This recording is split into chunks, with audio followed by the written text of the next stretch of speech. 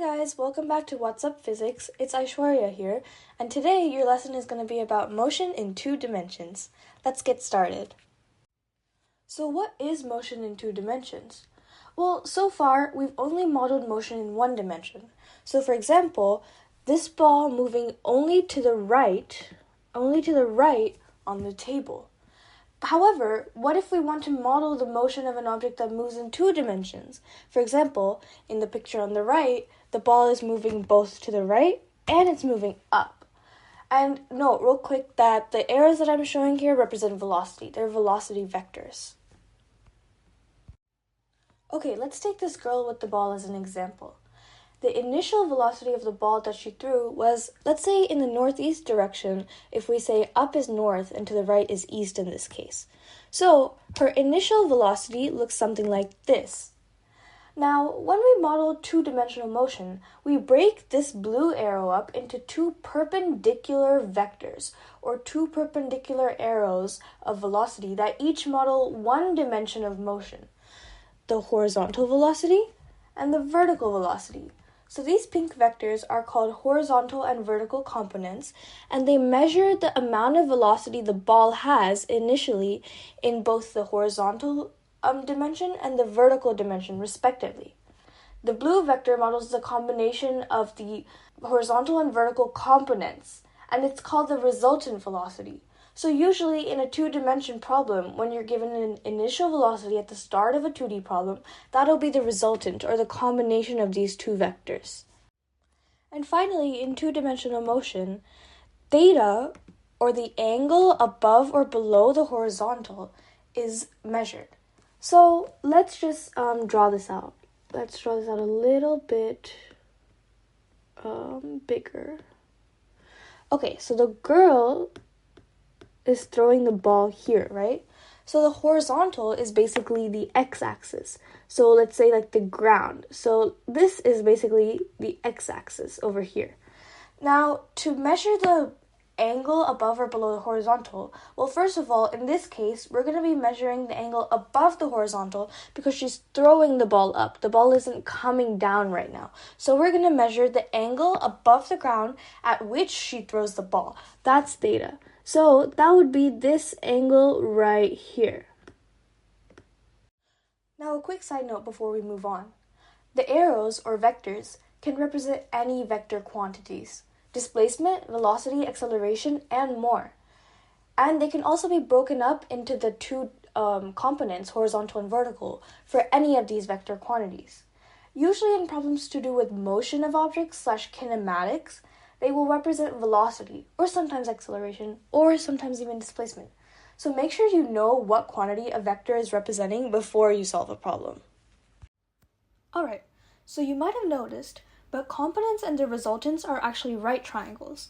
So we can use basic right triangle trigonometry to find the values of resultant velocity, horizontal and vertical components of velocity, and theta, given that we're provided with enough information. And the way we do this is by using the sine, cos, and tan functions. So if you already know all about right triangle trig, use the description box to skip ahead to a different timestamp later in the video. But I'm going to do a quick recap right now. So basically, how the sine, cos, and tan functions work is that they take an input of an angle and they give out an output that's a ratio of sides. So let me explain this real quick. We need to pick a reference angle. And a reference angle can be any angle in a triangle that's not the right angle. So it cannot be this one, but we could pick this one or this angle over here. Let's pick this one over here because the theta is already marked out. Now, if we take the sine function and we input the value of this theta, which they haven't given us a number, but let's just say it's 40 or some angle number. If we input that number, what the calculator will give us is the ratio between the sides opposite to this reference angle, so that's A over here. It's the side that's not touching this angle. The opposite side divided by the hypotenuse of the whole triangle is what sine of this theta gives us. Now, cos theta, on the other hand, let me erase this ink. Cos theta gives us the ratio of the side adjacent to our reference angle, which is this one. So basically, adjacent means the side that's touching this angle over here. That's not the hypotenuse. And the hypotenuse is always going to be opposite to this right angle over here. you guys should know what a hypotenuse is. But basically, again, the cos theta gives us the ratio of the side adjacent or touching this angle over the hypotenuse of the triangle. And finally, tan theta gives us the ratio of the sides opposite to theta, so A, over the sides adjacent to theta, so B. And I'm just going to write this out for you guys real quick. Actually, no, I have it written out here. So this is a good acronym to remember these ratios. Sine goes with opposite over hypotenuse. So let me write that out again. That would be A over C.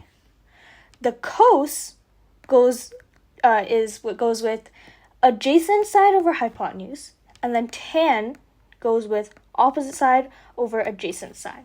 So this is a really good acronym to remember, SOHCAHTOA. And before we start our practice problem, I want to make a huge emphasis on this one detail over here. Your calculator needs to be in degree mode. I myself have made many mistakes because my calculator isn't in degree mode when I'm doing trig. It's in radian mode. Radians come way later down the line in AP Physics 1, so always make sure you're in degree mode when you're doing calculations to avoid unnecessary mistakes. Okay, so we're going to do this problem over here. Go ahead and do this problem. And let's see. They gave us that this angle over here is 50 degrees. So we'll be using this as our reference angle. And basically what we're trying to do is we're going to try and find x over here. Now, we need to figure out with the information we have, because we also have that this side length over here is 5, what trig function can we use to find x? Now let's see. If this 50 degrees over here is our reference angle, then this 5 over here is going to be the side opposite to our reference angle, because it's the side that's not touching our reference angle. And now, if we're trying to find x is a side adjacent to our reference angle, because it's the side that's touching the reference angle that's not the hypotenuse. The hypotenuse is side y over here. So, if we have our reference angle, we have an opposite side, and we're trying to find our adjacent side, what trig function do you guys think we should use? If you're thinking tan, you're correct. Because tan theta, so if we plug it in here, tan of 50 degrees, which is our theta, is going to equal to the opposite side, which we know is 5, over the adjacent side, which is x, what we're trying to find. Now, we can move this around. X tan 50 is equal to 5. And then we can move it around one more time to isolate x. X is equal to 5 divided by tan 50. Now, if you plug this into your calculator, remember to stay in degree mode, you would get that x is 4.2 units. So, in this way, we were able to use trig to find our x. Now, I'm not going to do the calculations here, but we can find y too. And let's just walk through this. Our reference angle here is 50 degrees. We have this side length, 5, which is our opposite. And if we were trying to find y, that would be our hypotenuse. And we had our reference angle, opposite side, trying to find our hypotenuse, we would use the sine function. So in this case, what we'd say is that sine of 50 is equal to our opposite side, which is 5, over our hypotenuse, which is y. And then we do the whole same method of isolating y and plugging into our calculator until we find what y is. In this case, once we've isolated it, it would look something like y is equal to sine 50, and you plug this into your calculator to find the answer. So, okay, I've erased all the ink on our slide, and let's move on to this problem, which is going to be a little bit different. So, we have our sine, cos, and tan functions, which they take an input of an angle or a theta, because we always say sine of 50 degrees or cos of 30 degrees or something like that. Now, we also have inverse sine functions. So I want you to try and locate these on your calculator. They look something like this. And usually, I think on a scientific calculator, you'll have to go into second mode and then click your regular sine, cos, tan functions to get these inverse sine. But if you can't find them, just do a quick search on Google about your scientific calculator and how to find the inverse trig functions. So the inverse trig functions take a different input than your regular trig functions. Instead of taking in an angle, they will take the ratio of side lengths for sine. So for example, looking at this first problem over here, the inverse trig function of sine would take in this this opposite side, 5, divided by the hypotenuse, y, which I don't quite remember what the value of that was. But it would take in this ratio of side lengths, and then it would output out our theta, or 50 degrees. So basically, as a general rule of thumb, our sine, cosine, tan functions can be used to find the value of side lengths, but our inverse sine, cosine, tan functions can be used to find an angle measure, because you put in 2 known sides into a function, and then you can get out an angle measure, or the theta, or the reference angle from which you got those 2 sides. So let's do a quick problem over here. We have our theta over here, which is unknown. And we're given 2 different side lengths in reference to theta. This 4 over here is going to be the opposite side length. And then this 7 over here is going to be the hypotenuse of the triangle. Now we have the opposite side and the hypotenuse. So what function, or what inverse trig function, do you guys think we should use? Now if you said sine, you're correct. So what we're going to say is the inverse sine of the opposite side, or 4, divided by the hypotenuse, which is 7, is going to be equal to our theta. Now let's put this into our calculator. So again, make sure you're in degree mode, and you're going to put in inverse sine. So if you can find that on your calculator, 4 divided by 7, and when you hit enter, you're going to get something that looks like 34.8 degrees, rounding to 3 sig figs. So this is a measure of our angle.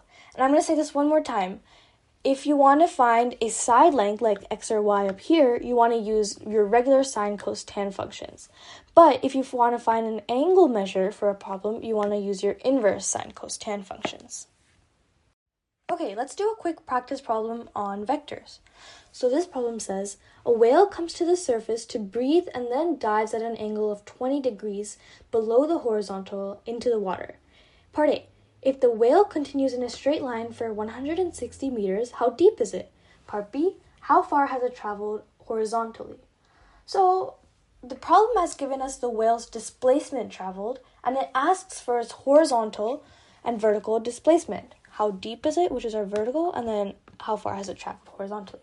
So as such, the vectors in this problem are going to represent displacement. So this is one of those cases where we're not really talking about velocity anymore. So let's draw out this triangle. This is our horizontal over here, which is going to be the ocean's surface, and our whale dives 20 degrees below the horizontal. So as the picture shows, it dives like this, and our angle is going to be over here, 20 degrees. Now, it continues in a straight line for 160 meters, and it's still diving at that 20-degree angle. So this line over here is going to be that straight line that they're talking about, that the whale is diving at, for 160 meters. And now, our objective is to find this value over here, the vertical displacement, and this value over here, the horizontal displacement. Does this triangle look familiar? Well, yes, this looks just like a triangle that we solved earlier. So we're going to use our sine, cos, and tan functions again to solve these problems. So let's go for part A. We're trying to find the vertical displacement, or how deep it is. So we have our angle over here, and we have the hypotenuse, and this y is the opposite side. So what function do we need to use? Yeah, sine. I kind of gave it away earlier because I was kind of saying sine. But sine of 20 degrees is going to be equal to the opposite side, so y, over the hypotenuse, which we're given, so 160. So this means 160 sine 20 is equal to y. And if we put that into our calculators in degree mode, we get y is equal to 55 meters. So our whale has traveled 55 meters deep. Now, let's move on to part B. I'm going to erase part A so we have space. Boop, boop, boop, boop, boop, boop, boop. Okay. For part B, we're trying to find this value over here, or the horizontal displacement. Now, what side length is x in relation to our angle? It's the adjacent side, because it's the side that's touching the angle that's not the hypotenuse. So if we are given the angle and we're trying to find the adjacent side and we're given the hypotenuse, what trig function should we use? And yes, that's cosine. I also kind of gave that away. Whoops. So cos of 20 degrees is going to equal to the adjacent side, or x, over 160. Or 160 cos 20 is going to be equal to x. And if we put that into our calculator, we get 150 meters. Okay, so let's move on to the next problem now. Okay, this is an extra example that I wanted to include just because it kind of does pertain to vectors, but also to a different concept that I want to quickly explain. So Mariah is standing on a boat in the ocean. She moves north at a speed of 3 meters per second, while the boat is simultaneously moving east at 4 meters per second. At what speed and direction is Mariah moving relative to the ocean? Okay, so let's draw out a quick compass, if you will. So let's say, that should be west. So if Mariah is moving north, let's say she's moving up like this, and to the east means right like this.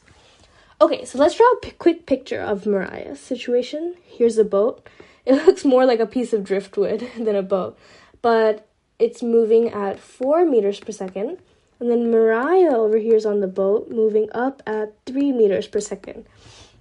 Now, this is a kind of a frames of reference concept. So if you haven't seen that video, maybe go watch that. But basically, what we mean by moving relative to the ocean is that if this is the ocean and we're at a point here, for example, from our perspective, from the ocean's fixed perspective, Mariah is not just moving up like this.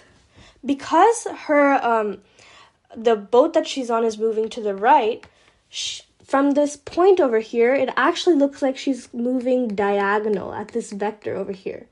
Basically, what we're doing is we're adding the vector that she's walking at and the vector that the boat is moving at to find her resultant velocity vector. And this is the speed and direction that Mariah is moving relative to the ocean, or this fixed point in the water. So let's add these vectors. She's moving up at 3 meters per second, and then to the right at 4 meters per second.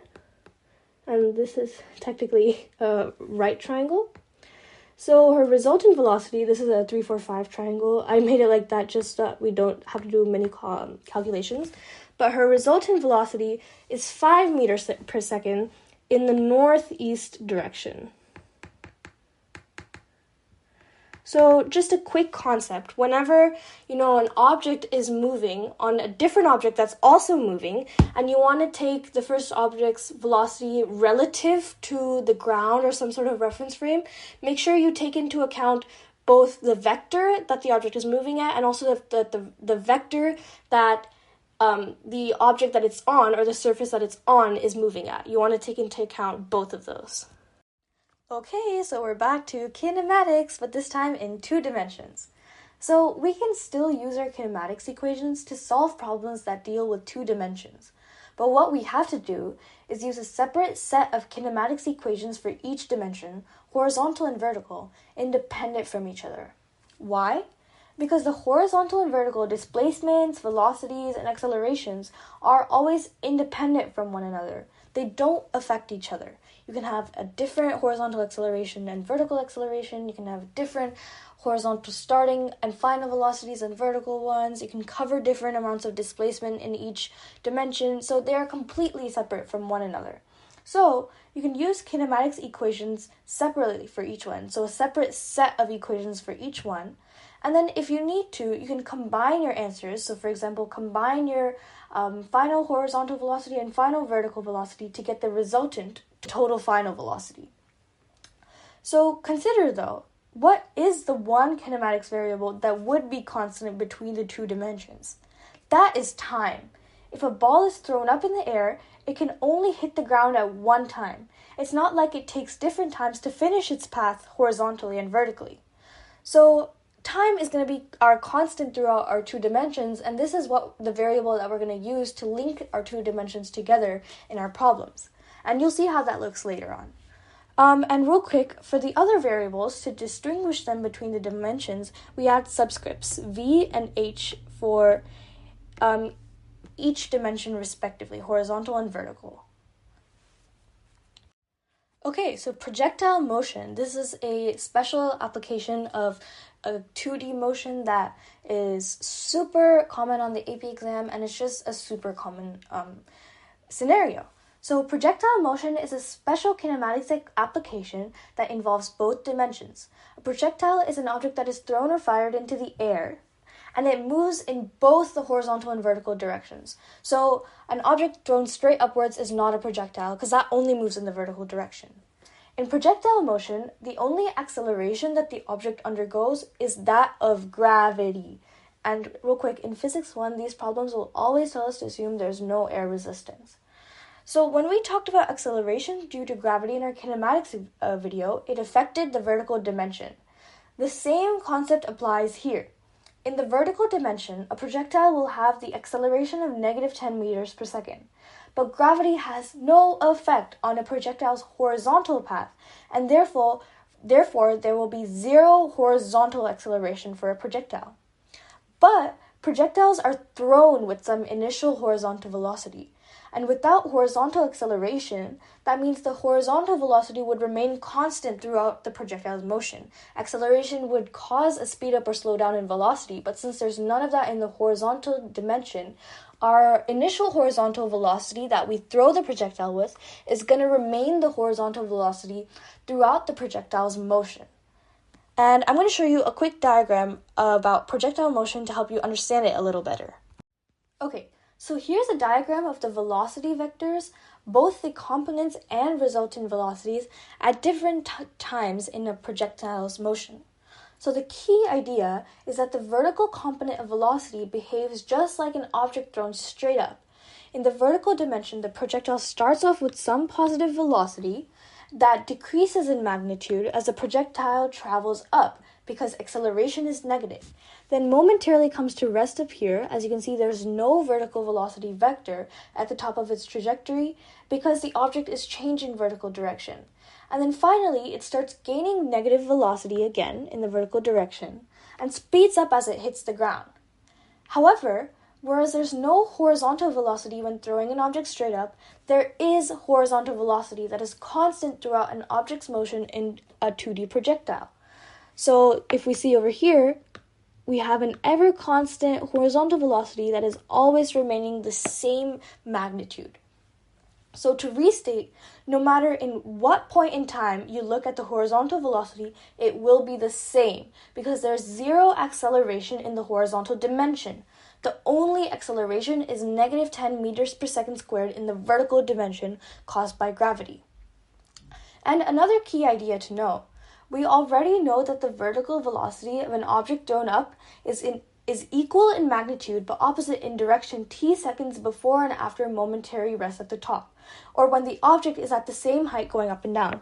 So for example, over here and over here, our vertical velocities are equal in magnitude, opposite in direction. Same here and here. So at the same height, or the same t seconds before and after this momentary rest, as a reminder, our vertical velocities are always going to be equal in magnitude but opposite in direction.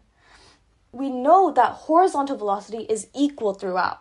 So the resultant velocities of a projectile must also follow this rule, that the velocities will be equal in magnitude but point opposite in direction t seconds before and after momentary rest. And we can see this over here on the graph. For example, this initial resultant velocity is equal to the magnitude of this final resultant velocity. It's just pointing in the opposite direction. And we can even see that because initially our object is traveling above the horizontal at theta degrees. Now, finally, at point E, the object is traveling below the horizontal at theta degrees. And same over here. At point B, our object is traveling above the horizontal at theta degrees at this velocity, and the magnitude of velocity is the same, but the direction is opposite because it's traveling below the horizontal. The theta is also constant, though, at the same height. So the theta here equals the theta here, and the theta here equals the theta here. It's just that instead of going above the horizontal, it's going below the horizontal as the object is in the second half of its path. All right, example number 2. Now this is a super mathematical problem, and that's just because we want to get you guys to understand the workings of projectile motion. But later in the video, we will go over more conceptual problems for this topic. Okay, let's read our problem. A cannon fires its munitions at a speed of 400 meters per second at a launch angle of 45 degrees. Assuming no air resistance, how long is the projectile in the air? What is the horizontal distance or range to the explosion point? And what is the resultant velocity and angle below the horizontal at impact? Okay, so they're asking for 4 different things. They're asking for the time the projectile is in the air, the horizontal distance it covers, the resultant velocity or the final velocity at which it hits the ground, and also the angle below the horizontal at which it hits the ground.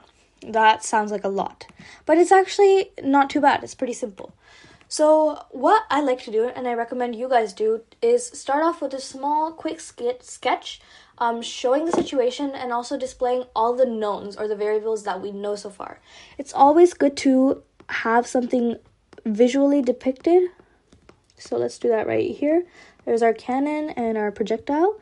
We know that the projectile is launched at a initial velocity of 400 meters per second. We know that it is launched at an angle of 45 degrees. So this is our theta, or the angle above the horizontal. And because we know these two things, we can also find the initial vertical and horizontal velocities as the projectile is fired. Now, what else do we know? Let's keep it floating out here. We know that our acceleration in the vertical direction is negative 10 meters per second, and in the horizontal direction, it's 0 meters per second. Now, does this seem like enough information to solve our problem? If you remember, in our kinematics video, we mentioned that you need at least 3 of the variables to solve for the other 2. We only have 2 variables here. We have initial velocity and we have acceleration in both dimensions, respectively. So that doesn't feel like enough. But actually, there is another data point that we can use. We know that the vertical velocity at the top is 0 meters per second. So the vertical velocity right here is 0 meters per second. And remember, our projectile still does have some horizontal velocity. It's still moving, but just not vertically. Now, what if we split our problem in half and we went just like this? And we tried to solve for the time that the ball takes to get up to that top point. Then would we have enough variables?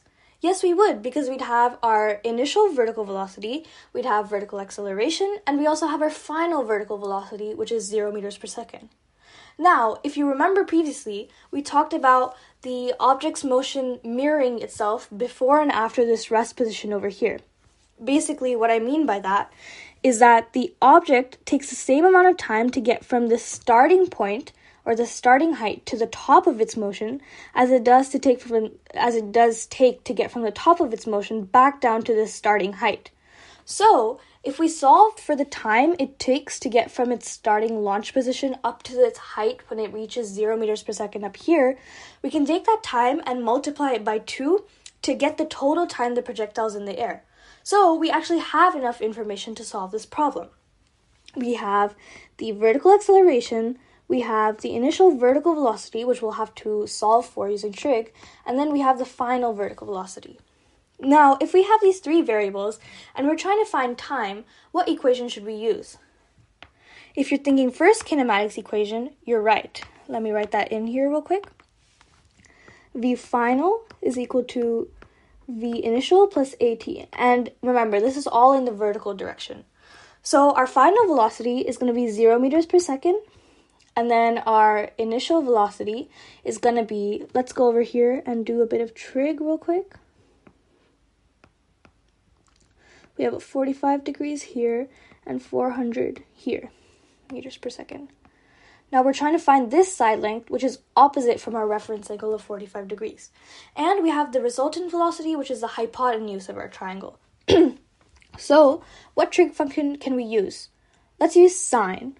Sine of 45 is equal to the opposite side, which is our initial vertical velocity, over our resultant velocity, or the hypotenuse.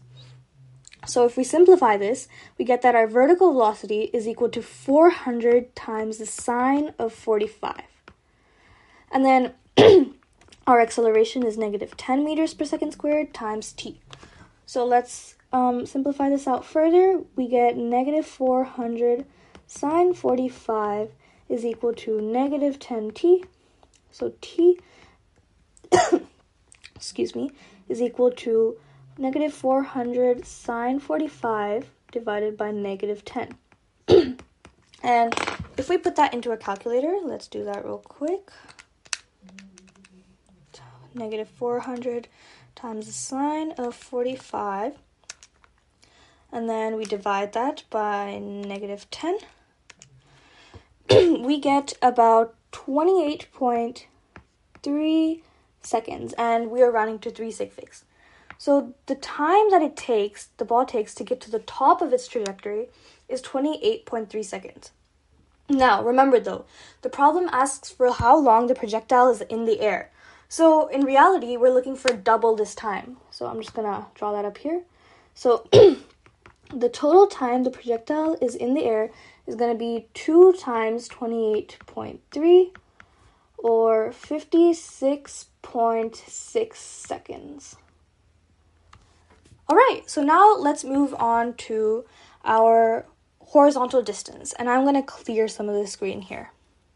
All right, so I've cleared the screen and also drawn an updated picture with this time that we've now found out.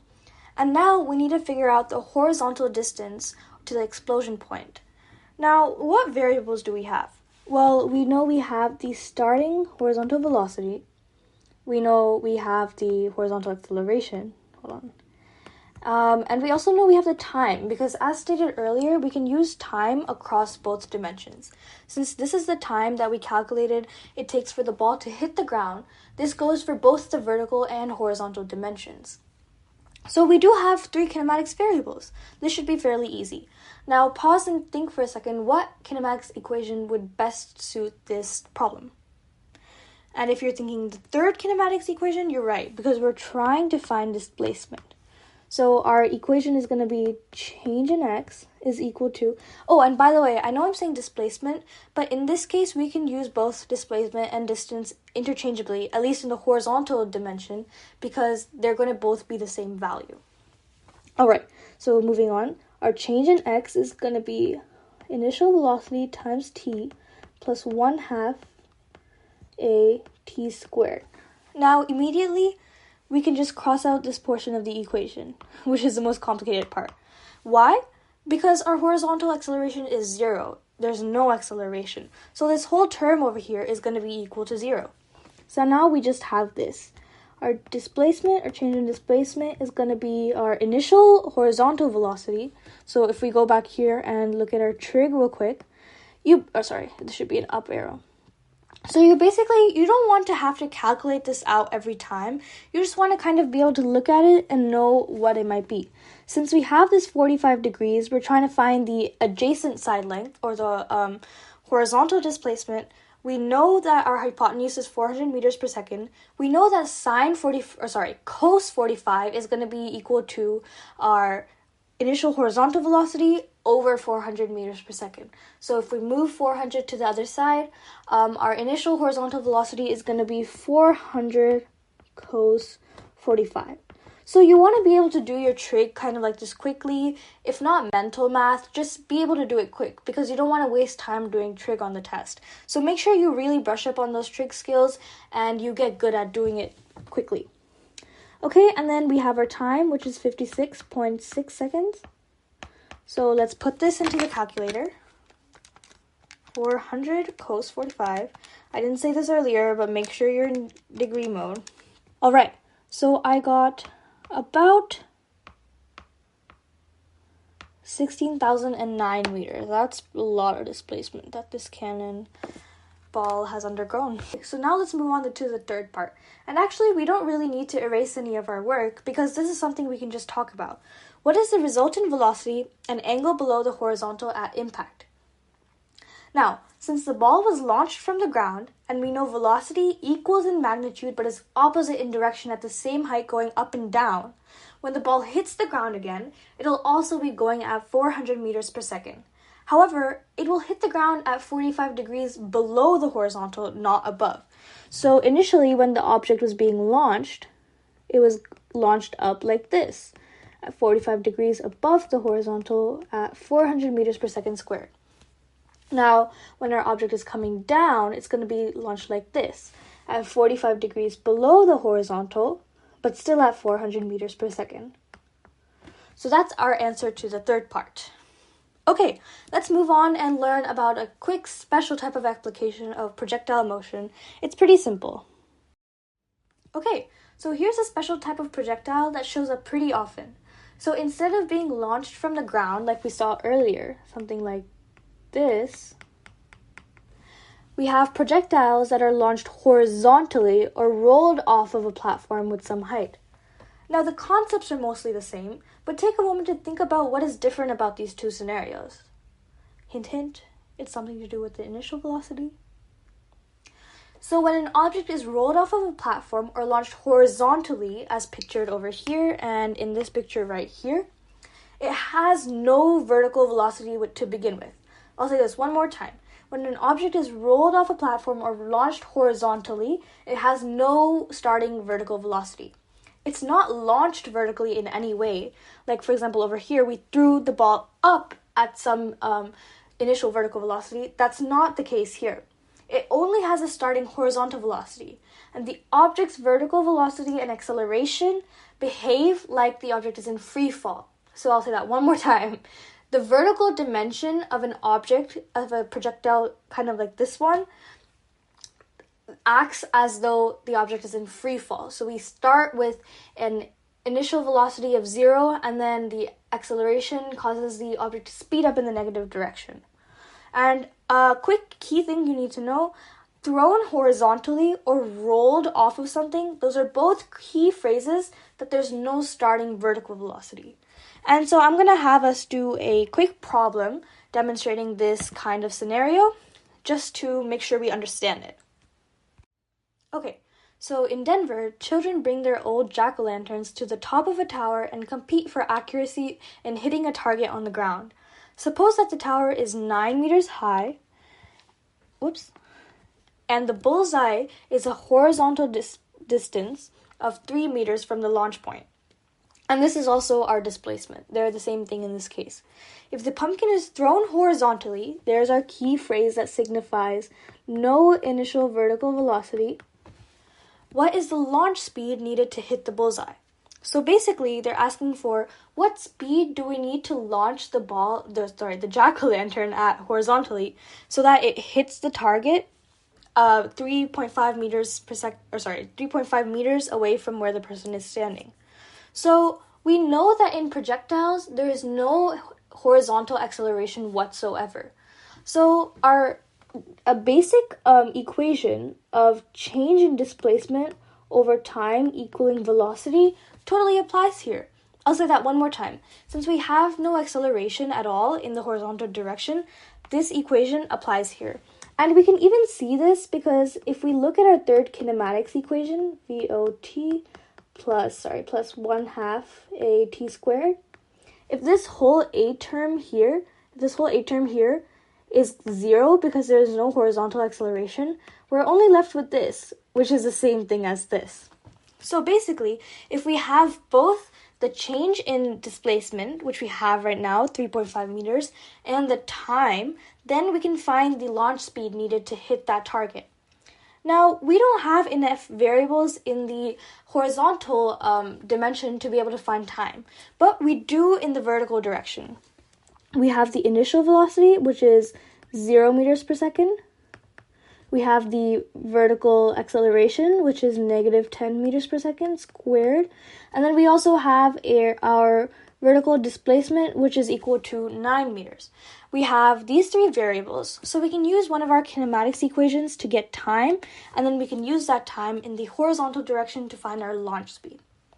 Now, I want you guys to take a moment and try and figure out what kinematics equation we can use to find time. And if you're thinking third equation, you're right.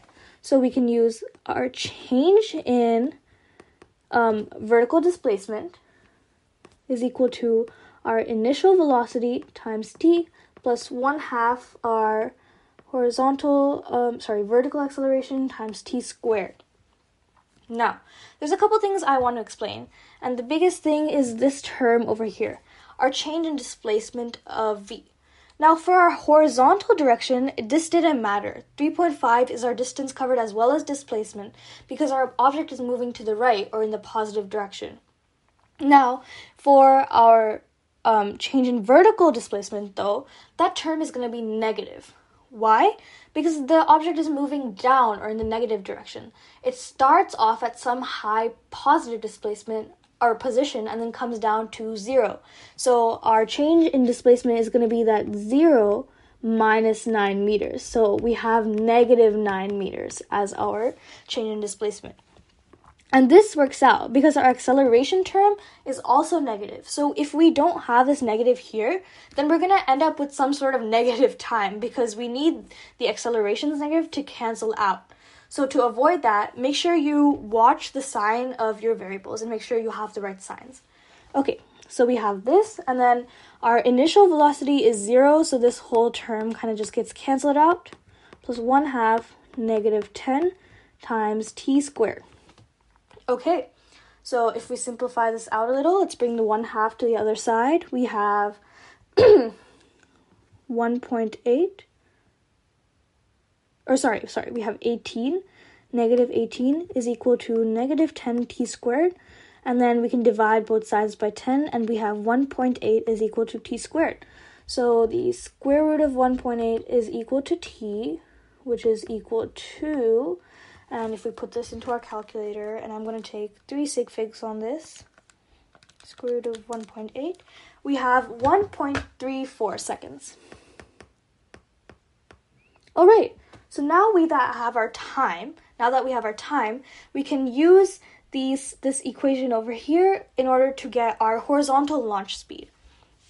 So our change in horizontal displacement is equal to our initial horizontal velocity times time. Or, that's the same thing as the equation up there. Sorry, you can't see because my pen is white, but that equation up here that we were talking about earlier, we can use that too. Now, that is 3.5 meters is equal to VOH times T, 1.34. So our initial starting velocity is 3.5 divided by 1.34 is equal to about 2.61 meters per second. Well, I was about to say meters per second squared, just meters per second. All right, so now you see how that works. Basically, if you just see the key phrase thrown horizontally or rolled off of something, that just signifies 0 starting velocity to begin with. And other than that, it's pretty much the same as our regular projectiles that we learned about first. Alright, so that was the end of the lesson video for motion in 2 dimensions. If you want to do some example problems, go to part 2, which we'll have linked in our description box. See you there!